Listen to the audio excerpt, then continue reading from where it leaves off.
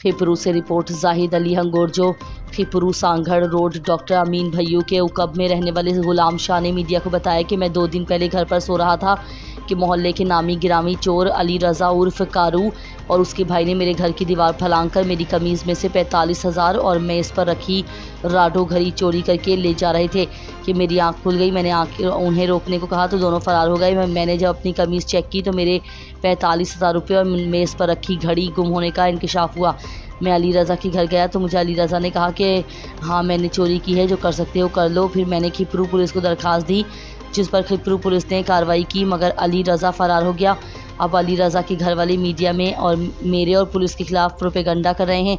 पूरे खिपरू को मालूम है कि अली रज़ा चानियों उर्फ कारो नामी गिरामी चोर है और बर वक्त असलहा साथ रखता है। अहले मोहल्ला इससे परेशान है। मैं IG Sindh DIG Nawab Shah SP Sanghar से मुतालबा करता हूँ कि अली रज़ा चानियों से खिपरू वालों की जान छुड़ाई जाए और मेरी रकम वापस दिलाई जाए।